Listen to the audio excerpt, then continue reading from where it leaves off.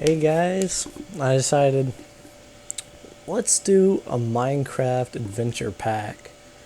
One of the more well-known ones.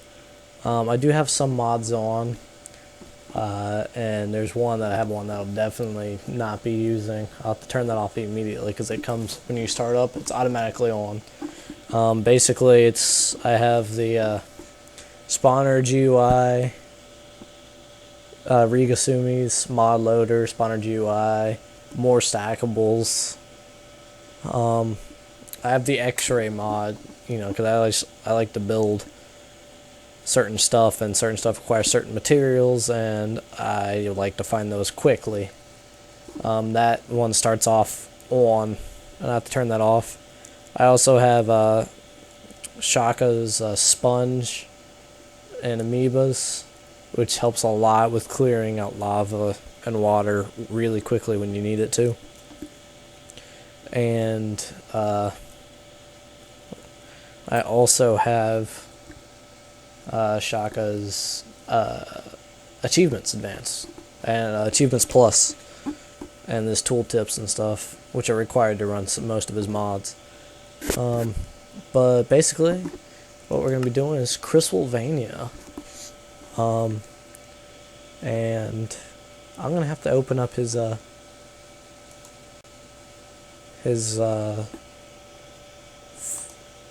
file.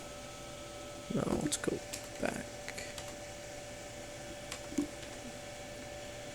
Oh, not his help file, his notepad file. Okay, doke. The introduction is Criswelvania is a homage to Konami's Castlevania series of games.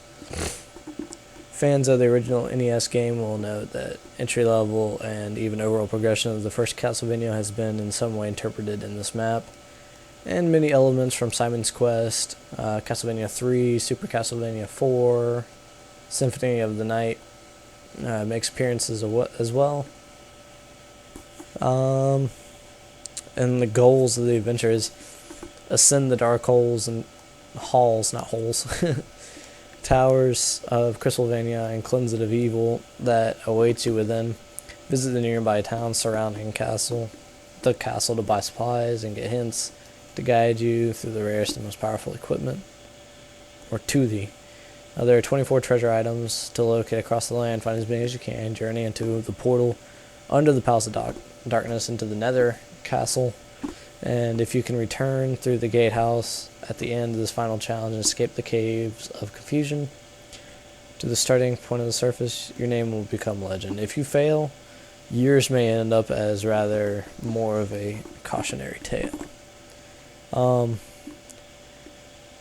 You should at least play this on easy. Fog setting of normal.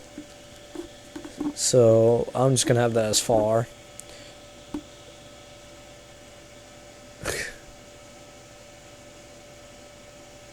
It says real vampire killers will only venture outdoors after sunset. I'm not a real vampire killer, sorry. You may get items from dispensers by activating them, but you cannot loot them directly for the honor system. And you should limit yourself only carrying one stack of any particular item just for fun sake, actually not being overpowered. You can stash extra loot. Some TNT is scattered around. I'm probably not going to use it. And it's also worth bonus points at the end of the game if you don't use it, so I'll probably go find it, hopefully. And you could do a hardcore, which is also called the masochist mode. It's funny. You may not place torches or craft items, and in the event of death, you must delete and restart the map from the original save. We're definitely not hardcore. If you feel hardcore, go ahead, follow that. Looting and treasury, or looting and treasure. You may generally take any items you find as needed. There are several items you may find which have no specific use in the game, and your inventory will fill up quickly if you take items not related to combat, defense, and survival. There are also some valuable items which can be traded in towns for supplies, aka currency, and other treasures which can be turned to the chest at the spawn point for a higher final score. See score. Let's see. Shops and currency. You know, shops are basically, they expect you to run on the honor system, which obviously I want to try to do. If I end up raging, I'm just going to steal. Let's see. Iron is $1, gold is 5, diamond is 10.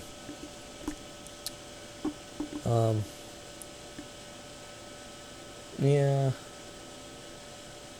There's basically, it just goes on to say there's also places you can sell books and paintings, but you can't use, huh? That's weird. I think what this says is, it says you must trade them in at, okay, never mind. No.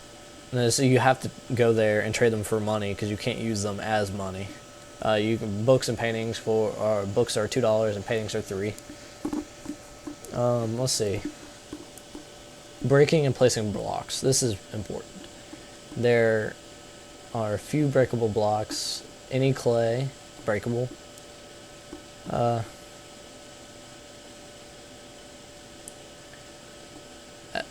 Suspiciously placed single or paired blocks of half steps or brick, or out of the place patches of sand or gravel. There's usually a hint nearby, such as a pick or shovel in a chest. You may break monster spawners. Wow. I got dyslexia of the mouth. You may break monster spawners, and since I have the GUI, I can just pick those up unless something else is canceling that out, like it was earlier today. Or you could disable them with torches. Unless you're playing on hardcore mode, then you'd have to break them. You may also mine out exposed minerals and smelt any ores you found that you see fit.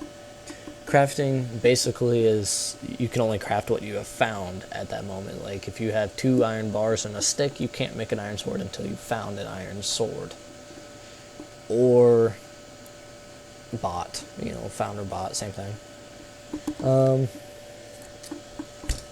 That basically just goes, you know, in case you died or you used it up or you have extra players. Then there's helpful tips. There's a marked path to every important location. Clear boundaries to distinct regions in the map.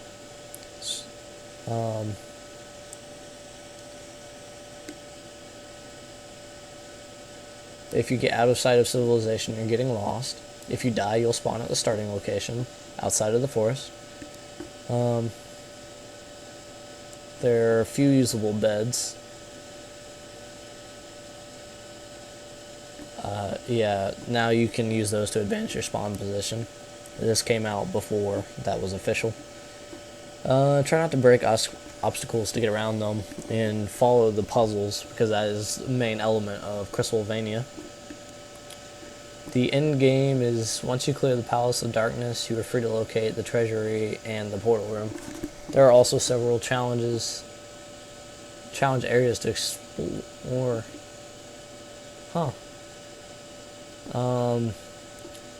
One is Dead Man's Cave, just outside of Gillis.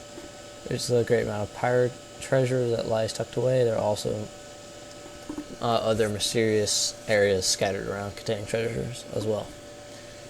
I'm probably just gonna, this is gonna be like a fun RPG game, I'm not gonna lie.